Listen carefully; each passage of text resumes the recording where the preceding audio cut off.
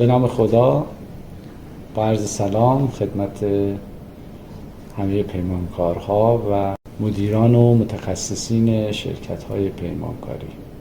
بنده رضا گودرزی فرهانی هستم، دبیر انجمن صنفی پیمانکاران استان تهران. از من خواسته شده که تجربیاتم رو تو این چندین سال به اشتراک بذارم و توصیه‌ای برای پیمانکاران عزیز داشته باشم. با رعایت ایمنی شاید حادثه‌ها کاهش پیدا بکنه، ولی حادثه‌ها به هیچ وجه تموم نمیشه. با گرفتن بیمه مسئولیت میتونیم از خودمون و کارکنانمون و از شرکتمون حمایت بکنیم. یک نکته کلیدی رو برای دوستان میخوام اینجا توضیح بدم.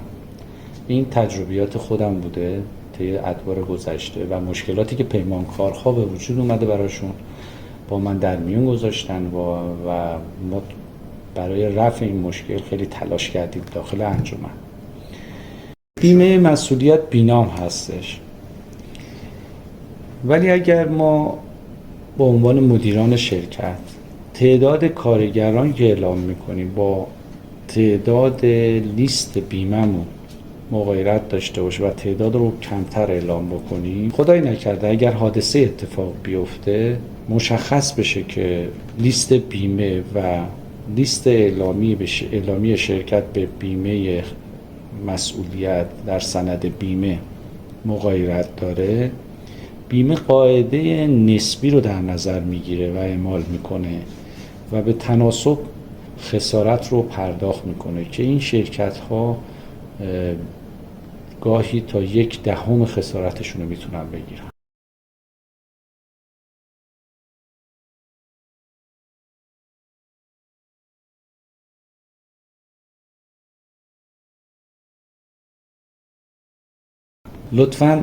لطفاً با وسواس به این مواردی که توضیح دادم دقت کنید که ضرر نکنید. این تجربه تلخ خیلی از پیمانکاراست که بیمه مسئولیت داشتن و خسارت رو کامل از جیبشون پرداخت کردن.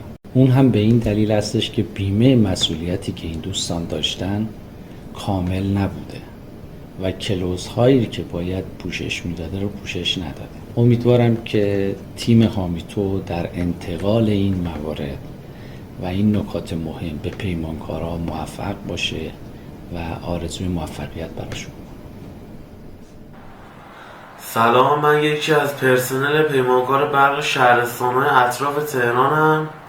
میخواستم تجربه منفی تلخ خودم رو برای پیمانکارای برق و بقیه همکاران بگم تا دچار مشکل من نشن. سال 99 از تیر برق افتادم، دست و پام شکست، تعالم از دست دادم. من دلم خواست شکایت کنم تا دیم از مسیر قانونی بگیرم، ولی 3 سال علاف دادگاه شدم تا حکم دادگاه اومد، اما بیمه تقریبا 15% دیه من رو داد و گفت بقیه دیه رو باید از پیمانکار بگیری. متاسفانه پیمانکار بعد از چند ماه دیه منو نداد و من هنوز معطلم.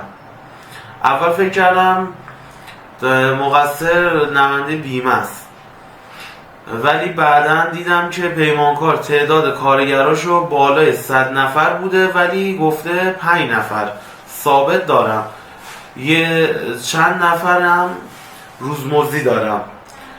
به نماینده شرکت گفتم چرا خسارت من نمیدی؟ بعدش گفتش عین این میمونه که طرف ماشین اتوبوس داشته باشه، برای اینکه زرنگی کنه حق بیمه کمتری بده، بیاد بگه من ماشینم پرایده. خب دچار مشکل میشه دیگه.